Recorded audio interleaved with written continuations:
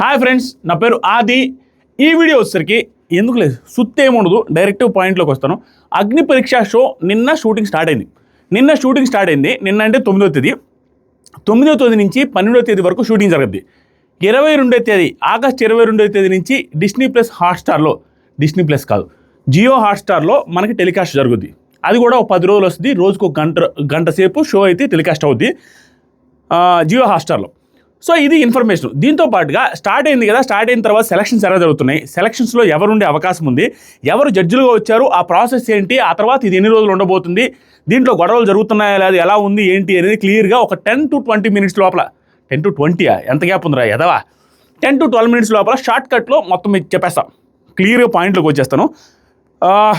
ఇప్పుడు ఏంటంటే ఈ సెలక్షన్ ప్రాసెస్లో ఈసారి బిగ్ బాస్ టీము క్లియర్ కట్గా ఈ లీక్స్ అనేది బయటకు రాకుండా ఉండడానికి ట్రై చేస్తుంది.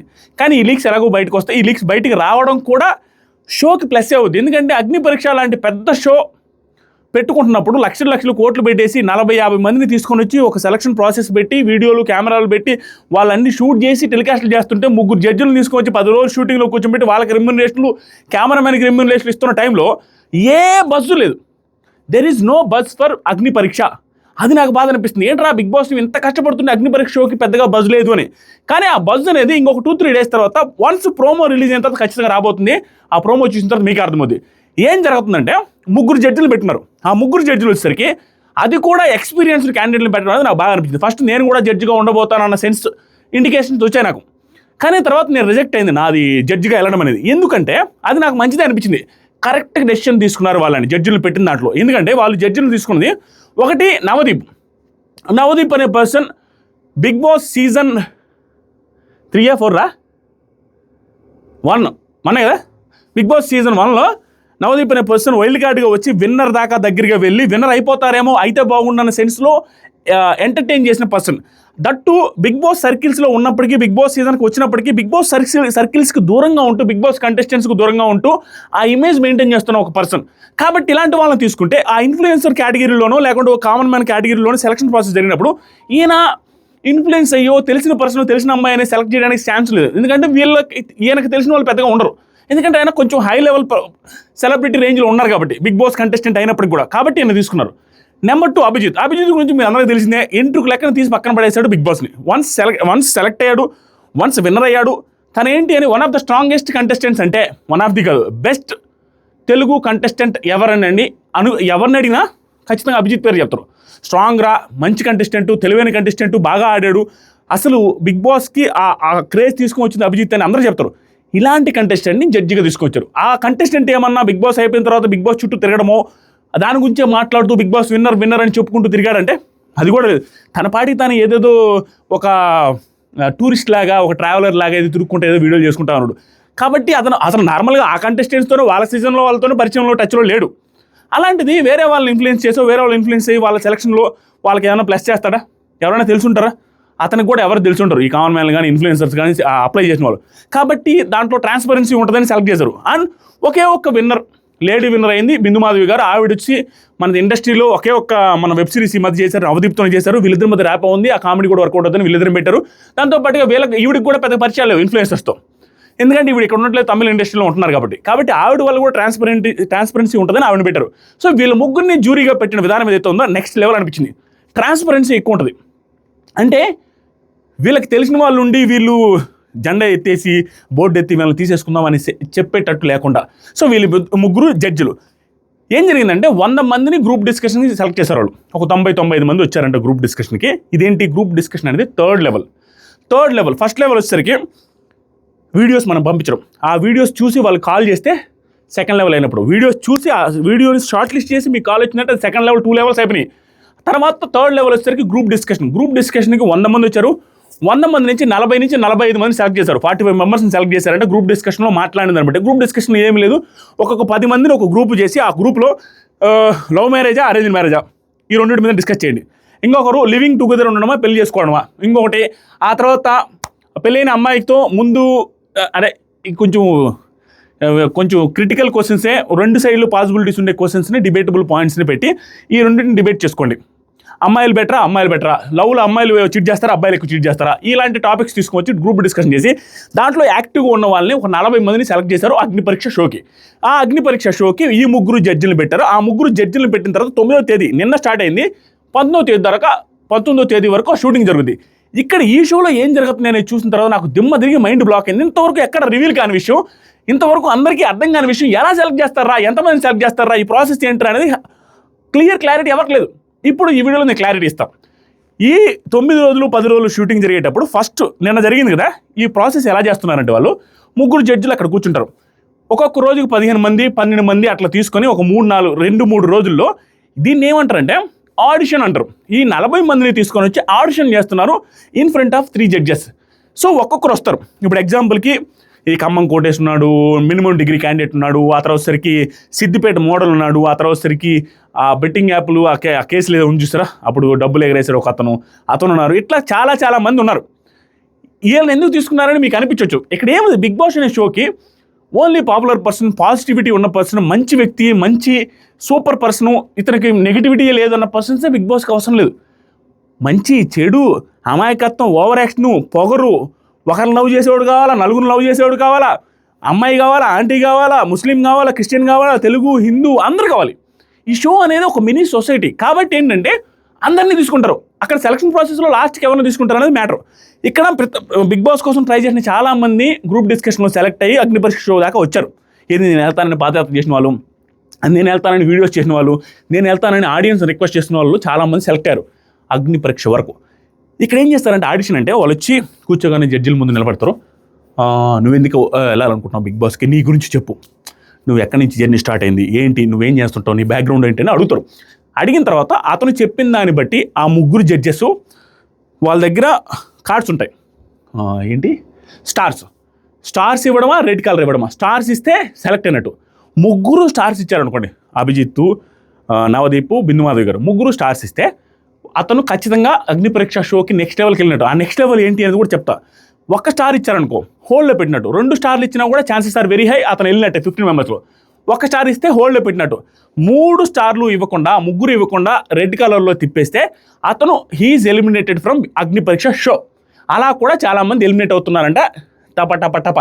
ఎగ్జాంపుల్కి ఇప్పుడు ఓ పర్సన్ వచ్చి షో వచ్చి అతను నేను ఇలా ఇక్కడి నుంచి వచ్చాను, అలా వచ్చాను అన్నప్పుడు ఒక్కొక్కరు రీజన్ చెప్పి, అభిజిత్ ఒక రీజను, నవదీప్ ఒక రీజను, బిందు మాధవి గారు ఒక రీజన్ చెప్పి రెడ్ కలర్ మీరు దీనికి సూట్ గారు, మీ రేంజ్ వేరు ఇంకా అనేసి రిజెక్ట్ చేస్తున్నారట. కొంతమందిని పాపులారిటీ ఎక్కువ ఉన్నా అది నాకు బాగా అనిపించింది, సూపర్ కదరా అనిపించింది. ఎందుకంటే నీకు ఎక్కువ మంది ఫాలోవర్స్ ఉన్నారు, ఆల్రెడీ యూఆర్ ఏ సెలబ్రిటీ అన్నప్పుడు నీ కామన్ మ్యాన్ కిందకి రావు, నీతోనే అందరూ సెల్ఫీలు దిగుతారు అన్నప్పుడు నువ్వు ఎలా కామన్ మ్యాన్ కిందకి వస్తావు అని కూడా రిజెక్ట్ చేస్తున్నారట.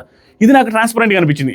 ఎందుకంటే కామన్ మ్యాన్ అనేది ఇప్పుడు ఎగ్జాంపుల్కి ఏంటి, అతనికి ఒక 50,000 మందో 1,00,000 మందో ఫాలోవర్స్ ఉన్నా కూడా కొంతమంది సెలబ్రిటీ అనలేవు, కానీ కొంతమందికి 20-30,000 మంది ఉన్నా కూడా అతను చూసి ఇంపాక్ట్గా అతను వెళ్తే జనాల్లోకి సెల్ఫీలు దిగడం ఇవన్నీ ఉంటాయి. అలా కూడా కన్సిడర్ చేసి రిజెక్ట్ చేస్తున్నారట. రిజెక్ట్ చేసిన వాళ్ళు 3 రెడ్ కలర్ ఇస్తే ఎలిమినేటెడ్ ఫ్రమ్ ద షో. 2 ఇస్తే ఛాన్సెస్ ఆర్ హై మళ్ళీ షోకి వెళ్ళడానికి. 3 ఇస్తే వెంటనే చెప్పేస్తున్నారంట నువ్వు నెక్స్ట్ లెవెల్కి వెళ్ళిపోయావని. 1 వచ్చిన వాళ్ళు హోల్డ్లో పెడుతున్నారంట, తర్వాత చెప్తామని. ఫర్దర్గా 1-2 డేస్లో వీళ్ళందరికీ మెయిల్స్ వస్తాయి, సెలెక్ట్ అయ్యావా లేదా, నువ్వు హోల్డ్లో ఉన్నావా లేదని. ఎలిమినేట్ అయిన వాళ్ళకి మాత్రం డైరెక్ట్గా చెప్పేస్తున్నారు, వాళ్ళు ఆ షో నుంచి వెళ్ళిపోతున్నారు, ఒక్కరోజు షూటింగ్లో ఉంటారు. ఇది జరుగుతుంది. దీని తర్వాత ప్రాసెస్ ఏంటంటే దీంట్లో 15 మెంబర్స్ని తీసుకుని అగ్ని పరీక్ష నెక్స్ట్ లెవెల్కి తీసుకెళ్తారు. ఆ నెక్స్ట్ లెవెల్లో ఎలా ఉంటుంది అనేది ప్లాన్ చేసిన తర్వాత నాకు నరాలు కట్ అయిపోయినాయి. ఏంట్రా ఇలా ప్లాన్ చేస్తారు, సూపర్ కదా అనిపించింది. 3 జడ్జెస్ ఉన్నారు కదా, 15 మందిని ఏం చేస్తారంటే బిందు మాధవ్ గారికి ఒక 5 మంది కంటెస్టెంట్స్ని వేసేస్తారు, అభిజిత్కి ఒక 5 మంది కంటెస్టెంట్ని వేసేస్తారు, నవదీప్ గారికి ఒక 5 మంది కంటెస్టెంట్ వేసేసి 5 మూల 15 ఒక్కొక్కరికి 5 మందిని డివైడ్ చేసి 15 మందిని 3 బ్యాచ్లుగా డివైడ్ చేసి వాళ్ళ 3 మధ్యలో 3 బ్యాచ్ల మధ్యలో టాస్కులు జరుగుతాయి. టాస్కులు జరగగా వాళ్ళు ఏం చేస్తారంటే ప్రతి టాస్క్లో వాళ్ళ గ్రూప్ మెంబర్స్ 5 మంది పర్ఫార్మెన్స్లు ఎవరికి వాళ్ళు జడ్జెస్ గమనిస్తూ ఉంటారు. కాబట్టి ఫైనల్గా ఏం చేయాలంటే ప్రతి బ్యాచ్ నుంచి ఒకరిని సెలెక్ట్ చేయాలి. వీళ్ళు అభిజిత్ గారు ఒకరిని సెలెక్ట్ చేయాలి, నవదీప్ గారు ఒకరిని సెలెక్ట్ చేయాలి, బిందు మాధవ్ గారు ఒకరిని సెలెక్ట్ చేస్తే ఆ 3 బిగ్ బాస్ సీజన్ 9కి డైరెక్ట్ వెళ్ళిపోతారు. డైరెక్ట్ అంతే. వీళ్ళు కాకుండా మిగతా వాళ్ళ నుంచి మిగతా వాళ్ళు ఎవరైతే ఉన్నారో ఈ 3 కాకుండా మిగతా 12 మందిని ఓటింగ్లో పెడతారు. మిగతా 12 మందిని ఓటింగ్లో పెట్టి ఆ ఓటింగ్లో ఎవరి ఇద్దరికైతే టాప్ 2 పొజిషన్ వస్తుందో ఆ 12 మందిలో ఆ ఇద్దరిని జనాలు ఓట్లేసి ఆ 2 మెంబర్స్ని కూడా బిగ్ బాస్ సీజన్ 9కి పంపించాలి. ఓవరాల్గా 5 మందిని సెలెక్ట్ చేసి బిగ్ బాస్ సీజన్ 9కి పంపిస్తారు. వాళ్ళలో ముగ్గురిని ఒక్కొక్క గ్రూప్ నుంచి పంపిస్తారు జడ్జెస్. మిగతా 12 మందికి ఓటింగ్ పెట్టి ఇద్దరిని జనాలే మనమే వాళ్ళకి ఓటేసి హైయెస్ట్ ఓట్లు ఉన్న ఇద్దరిని పంపిస్తారు. ఇది బిగ్ బాస్ సీజన్ 9లో 5 మంది కంటెస్టెంట్స్, 5 మంది కామన్ మ్యాన్లు సీజన్ 9లోకి వెళ్ళబోతున్నారు. వాళ్ళలో కొంతమంది తమ్నేళ్ళు పెట్టాను, వీళ్ళందరూ సెలెక్ట్ అయినట్టు కాదు, వీళ్ళు అగ్ని పరీక్షలో ఉన్నారు, కొంచెం ఇంప్రెస్ చేస్తున్న వ్యక్తులు అనేసి మనకు వచ్చిన టాక్. ఇప్పుడే ఒక అమ్మాయి ఉంది శ్రీజాని, అమ్మాయి ఇన్స్టాగ్రామ్లో ఒక 40,000 మంది ఉన్నారు. దాంతోపాటు బిగ్ బాస్ రిలేటెడ్ కొన్ని వీడియోస్ కూడా చేస్తుంది. అమ్మాయి ఓవర్ కాంట్రవర్షియల్, అన్ని కాంట్రవర్షియల్లో తలదూరుతుంది. అన్ని కాంట్రవర్షియల్ గురించి, అన్ని కాంట్రవర్షియల్ రిలేటెడ్గా తన ఒపీనియన్ చెప్తా నాన్ స్టాప్ మాట్లాడుతూ ఉంటుంది. జీడీలో కూడా అలాగే మాట్లాడిందంట, అగ్ని పరీక్షలో కూడా అలాగే మాట్లాడిందంట. దాంతోపాటుగా నిన్నంట షూటింగ్లో జరిగింది, ఇంకా మీరు ఫర్దర్గా పెద్దగా రివీల్ చేయను, కొంచెం ఇంట్రెస్టింగ్ ఉండి మీకు చెప్తే బాగుంటుందని రివీల్ చేస్తుంది. ఏంటంటే నిన్న షూటింగ్లో ఎప్పుడైనా అభిజిత్ని మనం ఎన్ని రోజుల తర్వాత చూసాం, దాదాపుగా 6-7 సంవత్సరాల తర్వాత షోలో చూస్తున్నాం, 5-6 సంవత్సరాల తర్వాత. అతను ఎక్కడికి రావట్లేదు, బిగ్ బాస్ పేరు కూడా అతని నోట్లో నుంచి ఎత్తట్లా. అలాంటి పర్సన్ బిగ్ బాస్ సీజన్ 9లో సెలక్షన్ ప్రాసెస్లో ఉండి తను ఒక కంటెస్టెంట్ మీద సీరియస్ అవ్వడం జరిగిందంట అభిజిత్ గారు. సీరియస్ అయితే ఆ అమ్మాయి కూడా అలాగే రెసిప్రొకేట్ అయిందంట. అది సెన్సేషనల్గా బాగా వచ్చిందంట. ఆయన సీరియస్ అవ్వడం, ఆయన మామూలుగా అంత ఈజీగా సీరియస్ అవ్వడం అభిజిత్, అలాంటి పర్సన్ సీరియస్ అవ్వడం, ఆ అమ్మాయి కూడా అదే విధంగా రెసిప్రికేట్ అవ్వడం, ఇలాంటి ఏదో జరిగిందంట. దాన్ని ప్రోమోలో వచ్చే అవకాశం ఉంది అనేసి అంటున్నారు. ఇలా ఫైర్ ఉందంట, కొంత ఫైరు ఎంటర్టైన్మెంట్ అది ఉందంట. శ్రీముఖి గారు హోస్ట్, సో ఆవిడ ఉన్నారంటే ఎంటర్టైన్మెంట్, ఎందుకంటే ఆవిడకి ర్యాపో ఉంది ఆ టీంతో, బిగ్ బాస్ టీంతో, వీళ్ళందరితో. కాబట్టి అనుకున్నది అన్నట్టుగా ఎగ్జిక్యూట్ చేయగలరు వాళ్ళు. కామెడీ కూడా క్రియేట్ అవుతుందంట, ఎంటర్టైన్మెంట్ వస్తుందంట, ఫన్నీగానే జరుగుతుంది, కొంచెం సీరియస్గా కూడా ఉంది, అన్ని రకాలుగా నీట్గా రాబోతుందంట. ఇది ఆగస్ట్ 22 నుంచి డైలీ 1 hour ఎపిసోడ్ జియో హాట్స్టార్లో రాబోతుంది. ఎంటర్టైనింగ్ ఉండబోతుంది, 1 hour వస్తుందంట. దానికోసం వెయిట్ చేస్తున్నాను. అంతేరా, అన్నీ చెప్పానా? దాంట్లో తమిళలో ఉన్నట్టుగా శ్రీజ అనే అమ్మాయి, తర్వాత డేమన్ పవన్ అని సంథింగ్ ఒక అతను ఎవరో ఉన్నారంట. దాని తర్వాత అంకిత నాయుడు అని ఒక ఆవిడ ఉన్నారు, ట్రాన్స్జెండర్ సంథింగ్ అనుకుంటా. ఆవిడ ఈ మధ్య మ్యారేజ్ అయ్యింది అనేసి ఇన్స్టాగ్రామ్లో ఏదో వీడియోస్ కూడా పెడతా ఉంటారు, ఆవిడ వాళ్ళ హస్బెండ్ కలిపి. ఆ తర్వాత వచ్చేసరికి ప్రోమోలో ఉన్న పూజారి గారు ఏదో ఉన్నారు చూసారా, ఆయన ఉన్నారంట. ఇది అగ్ని పరీక్షలో ఉన్నారు కాదు, వీళ్ళు అగ్ని పరీక్షకు వచ్చిన 40 మెంబర్స్, నెక్స్ట్ 15 మెంబర్స్ ఎవరనేది ఎవరికి తెలియదు. కొంతమంది మాత్రం వెళ్ళారంట. అబూ సయ్యద్ అని సంథింగ్ ఒక అతను ఉన్నాడు. అందరికంటే వచ్చిన సెలక్షన్లో వచ్చిన వాళ్ళందరికంటే కూడా లాస్ట్ సీజన్లో కూడా అతను లాస్ట్ రౌండ్ ఇంటర్వ్యూ దాకా వెళ్ళి ఈ సీజన్లో మళ్ళీ ఆ కామన్ మ్యాన్ ఆడిషన్స్లో వచ్చాడంట. ఇతనికి కూడా ఇంకా సెలెక్ట్ అవ్వలేదంట, కానీ సెలెక్ట్ అయ్యే అవకాశం ఎక్కువ ఉంది. ఎందుకంటే అందరికంటే బాగున్నాడు, ఫిజికల్లీ ఫిట్గా ఉన్నాడు, 6 pack బాడీ ఉన్నాడు, మోడల్ కూడా, కాబట్టి ఆయన కూడా ఉండే అవకాశం ఉంది అనేసి అంటున్నారు. ఇంకా కొంతమంది ఉన్నారు, సాధనా నాయుడు అనేసి ఒక ఇన్ఫ్లుయెన్సర్ ఉందన్నారు, కానీ ఆవిడ గ్రూప్ డిస్కషన్తో ఆగిపోయిందంట. 5 లక్షల మంది గట్టిగా ఫాలోవర్స్ ఉన్నారంట. తర్వాత గ్రూప్ డిస్కషన్ తర్వాత ఆవిడ సెలెక్ట్ అవ్వలేదనేసి అంటున్నారు. తర్వాత సిద్దిపేట మోడలు, తర్వాత పవర్ అనే ఒక అతను ఉన్నాడు చూసారా, అతను, ఆ తర్వాత ఖమ్మం కోటేషు, మినిమం డిగ్రీ, వీళ్ళందరూ ఉన్నారంట. వీళ్ళు నెక్స్ట్ లెవెల్కి వెళ్తారా లేదా, తర్వాత రిజెక్ట్ అవుతారా లేదా చూడాలి. ప్రస్తుతానికి మనకున్న అప్డేట్ ఏంటంటే సిద్దిపేట మోడల్ ఎలిమినేట్ అయ్యారంట. తర్వాత సరికి ఆ పవర్ అనే అతను ఉన్నాడు చూసారా, అతను ఎలిమినేట్ అయ్యాడంట. ఖమ్మం కోటేష్కి వీళ్ళు ఎవరికి ఇంకా ఆడిషన్స్ జరగలేదంట, నెక్స్ట్ లెవెల్లో జరుగుతాయి. ఇది జరిగింది ఇంతవరకు తెలిసిన అప్డేట్స్. ఇక్కడ నుంచి ఏ అప్డేట్ వచ్చినా పుసుక్కుని వచ్చి వీడియోస్ చేయడం కష్టం, కాబట్టి కింద కామెంట్ సెక్షన్లో నేను ఇన్స్టాగ్రామ్ లింక్ ఇస్తాను. క్లిక్ చేసి ఇన్స్టాగ్రామ్లో ఫాలో అయితే 154,000 మంది కమ్యూనిటీలో ఉన్నారు మనకి, ఓన్లీ బిగ్ బాస్ అప్డేట్స్ కోసమే. ఆ అప్డేట్స్కి సంబంధించిన లింక్ కూడా ఇస్తాను, దాంట్లో ఫాలో అయ్యి ఉండండి. చిన్న అప్డేట్స్ అని దాంట్లో పెడతా ఉంటా. Thank you so much, love you all. చాలా రోజుల తర్వాత మాట్లాడుతునేసరికి అలుపు వచ్చేసింది, ఎక్కువగా మాట్లాడలేకపోతున్నాను. ఫర్దర్గా కంటిన్యూస్గా చేస్తూ వెళ్తే మీకే అర్థమైపోద్ది. ఈ సీజన్లో టైం వేస్ట్ చేయకుండా సుత్తి సోది వీడియోస్ లేకుండా ఓన్లీ కంటెంటే ఉంటుంది. Thank you so much, love you all, bye.